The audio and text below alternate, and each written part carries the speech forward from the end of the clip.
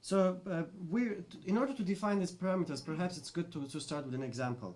Let's think about the deportation process. When we are in the cities and villages and towns, and the deportation convoys are getting ready to leave, it is easy to zoom in at this process, at this point, by looking at the diplomatic, missionary, or even official Ottoman documents, and trying to see the interactions between the local elites, the population, and the challenges in that area.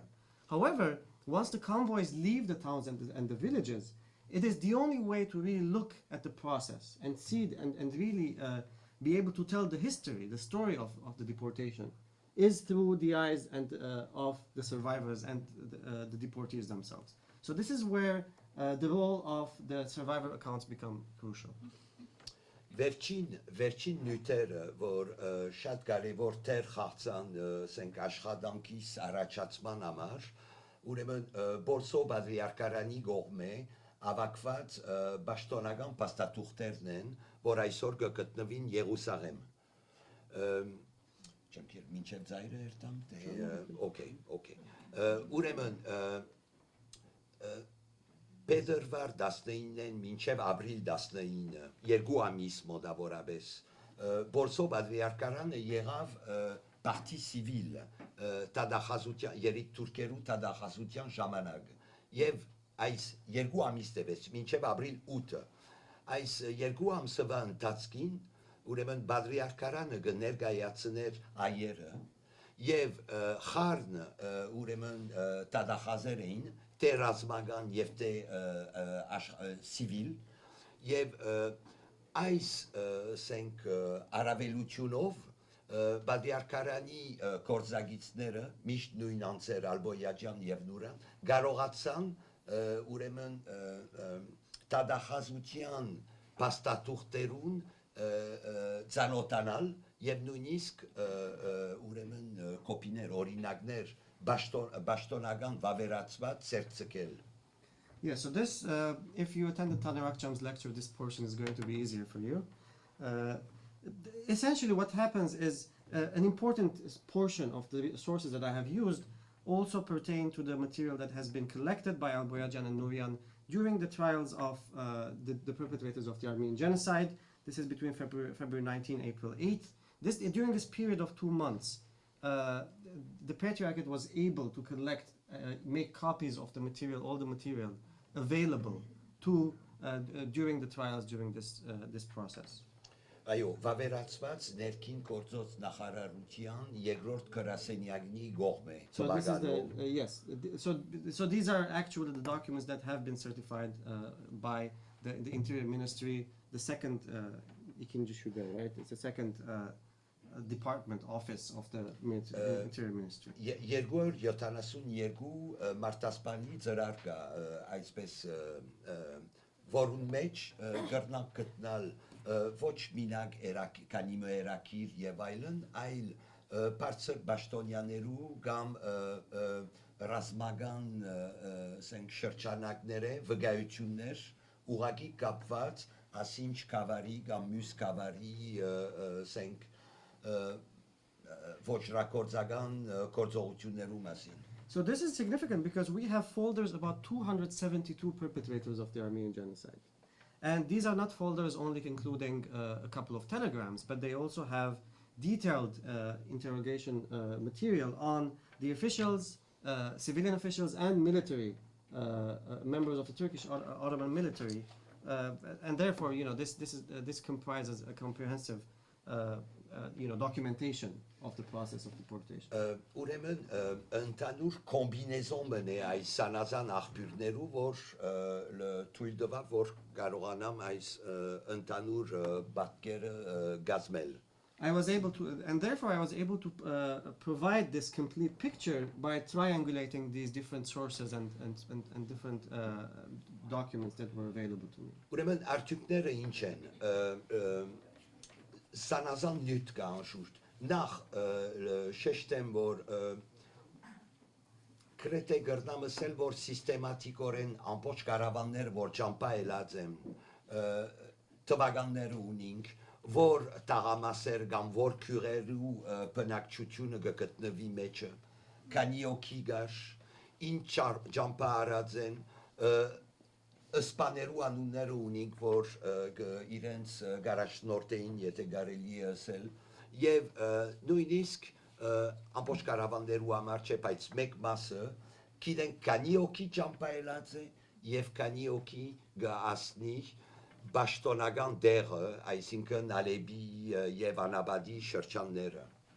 So, what do we know from all these sources? We know we can really zoom in to the level of streets and villages in specific areas, and we can tell a lot about the caravans, how many people left, what roads they took on their way to their destination, and who were the people, who were the gendarmes, who were the officials accompanying them, and how many left and how many arrived at their destination in the Syrian desert and in Mesopotamia.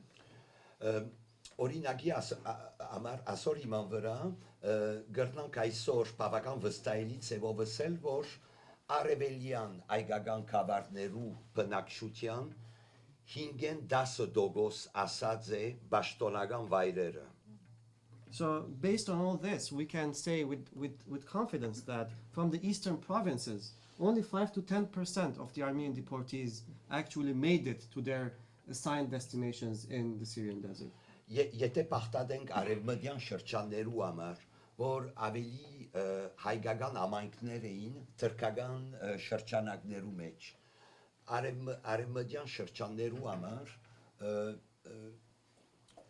բնակչության խոշոր մասը նախ ընտանիքով ճամփորդած է, շատ կարևոր է, եւ մեկ մասը, խոշոր մասը նույնիսկ երկաթուղիով. So now we talk about the western provinces and western regions, and here a significant portion of the deported population actually was deported as a unit. The family was deported together. The families were not torn apart, and the bulk of the deportees actually were transported through the railway. And this is, of course, this increases the chances of survival en route. Ուրեմն ասիգա առաջին 10-ն է, որ գրնանք սեբել միկրոբատմության միջոցով. Երկրորդը կարևոր սենք գետմը տեշկիլատի մասուսան, այսինքն մասնավոր գազագերբությունը, որ փուն ոչրակորձերը կներկայացներ. Մինչև հիմա ունեինք ընդհանուր տեղեկություն, մասնավորապես Վակն Դադարյանի ուսումնասիրությունը, գիտենք քիչ թե շատ ով ղեկավար էր, բայց փուն տեշկիլատի մասուսայի գործողություններու մասին օթի մեջ էինք այսպես. Ուրեմն երբ միկրոբատմություն գնեք, կարելի կդառնա ճշտել քանի ջոգատ կար եւ իրենց աշխատելագերբը. Եվ աշխատելագերբը ինչ էր, ասոնք չէին շարժեր, մնայուն ջոգատներ էին, որ կկործածեին աշխարհակրությունը. Մասնավորապես բաները լիգորժ, այո. Անտունտները, վիհերը. Այո, օրինակյար Եփրադի բարձրակույն կեմախի շրջանը, որ ելքը եւ մուտքը գդիրաբեյնեին բարձաբես եւ մաղի նման գործածեին մասնավորապես մարտիկը մակրելու համար. Okay. So another element, now we talked about the survivors and the deportees and how the process worked on the eastern provinces and in the western provinces. Now now talking about the perpetrators. So far we have known about a little about the special organization Teşkilat-ı Mahsusa that was one of that played a central role in the process of the destruction, the murder of the Armenians. Now because of this micro-history, we can really zoom in and find out more about their operations, more than what, for example, the work of scholars like Vahakn Dadarian has presented to us. We know, for example, that the number of the groups of the Teşkilat-ı Mahsusa that functioned. We know how they operated, and we also know that these were groups that functioned locally. These were not groups that were constantly moving from one town, one area to the other in order to perpetrate the genocide. They were focusing on a particular region and taking over the operations of that region. One way that this process of extermination was conducted was essentially simply controlling the entries and exits of the gorges, and in this way making sure that the Armenian convoys entering a particular gorge or an area within these narrow mountains were actually destroyed and massacred on their way to their destination. Ուրեմն երբ այս դեղական ասենք ուսումնասիրությունները կգադարեք, եւս կարելի է գլա զանազանել, ասենք ավելի ճիշտ կորցի աշխումը կարելի է ստուգել բաշտոնյաներու եւ ասենք անբաշտոն գործողությունները։ Այսպես կրնանք ասել, որ ցեղասպանությունը ցևով մը կորցը այսպես սահմանապակված է, ամբողջ բաշտոնական կորցը կգադարվի ոստիկանության կողմէ, որ ցանկերը կբادرաստի, ամբողջ ադմինիստրատիվ կորցը գա, որ կգադարվի, մինչև վալիի մագարտակը, ժանդարմաներու թերը, եւ ասորկովը ունիք անբաշտոն գործողությունները, բայց ամատրություն մգար անշուշտ իրենց միջև դեղեցությունները կփոխանցվին դեպի տեշկիլատի մասուսա. So we're continuing to talk about the perpetrators and the process. We have to distinguish between the role played by the officials and the role played by the unofficial participants of the genocide. And when we talk about unofficial participants, we are talking about local elements who try to benefit or take part in the massacres, but were not part of the military, the gendarmerie, or the police. Now, essentially, when we talk about the official dimension of this included the police, the gendarmerie, and all the way up to the vali and the governor of the particular region and province. And these people were micromanaging the process on a number of levels, including the preparation of lists, making sure that the convoys were leaving at a particular time and everything was organized. However, there was also coordination between these central authorities, these officials, and the rogue elements that were also playing a role in the destruction of the Armenians.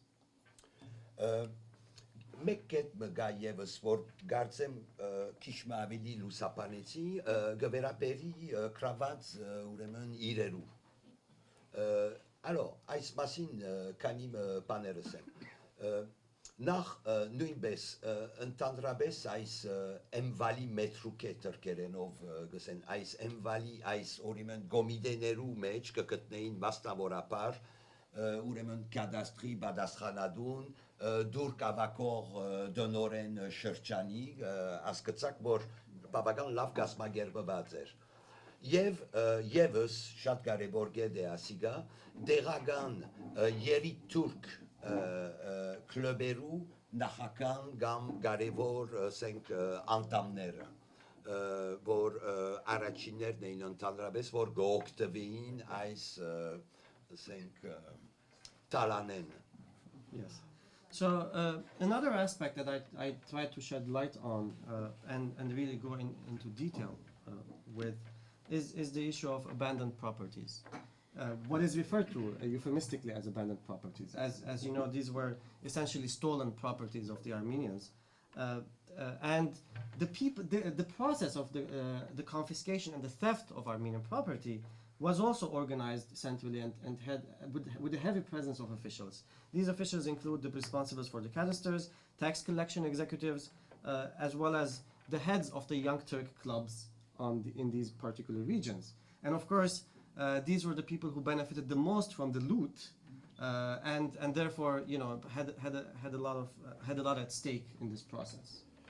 Oh, Զանազան ծևեր կար ասենք կրավման գաբակցությամբ պաշտոնական բնույթ մտալու համար ուրեմն առաջինը որ գվերապերի մեծ ընկերություններու կամ կորզարաններու օրինակ մը պիտի առնեմ բուրսայի շրջանը Օստրոում գարական նյուբադոսն է որ մեզի կբատմե ինչպես պաշտոնապես ուրեմն այս մեդաքսի կորզարանները կփոխանցվին Թուրք ուրեմն կորզադերներու ուրեմն վալի բալադը գրավիրվին այս կորզադերերը հայ նախքան աքսորվիլը եւ մեկ թուրը կմտնան ուրեմն իրենց ոսկի է քսակ մը գդրվի գստորակրեն որ գծախեն պաշտոնապես մյուս թուր մը գա մյուս կողմը գանցնին ուր որ բակ մգա, որ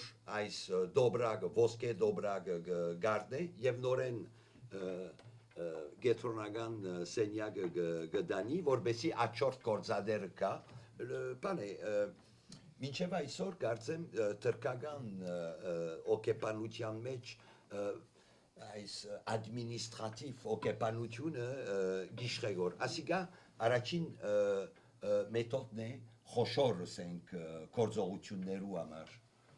Just to give you an idea about how the process worked in terms of the confiscation and the theft of Armenian property, he gives a very an example from Bursa, and we have this information from the Austro-Hungarian consulate there. Essentially, the way it worked there, the confiscation of properties, and we're talking about textile factories and other factories, was that the Armenians who owned these factories would arrive in the valleys, the governor's headquarters, and there he would be presented with a particular amount of money and gold. He would sign a paper selling his property and essentially making it a bureaucratic official document, and then he would pick up the gold, go to the next room where they would take the gold from him, bring the bag of gold back to the same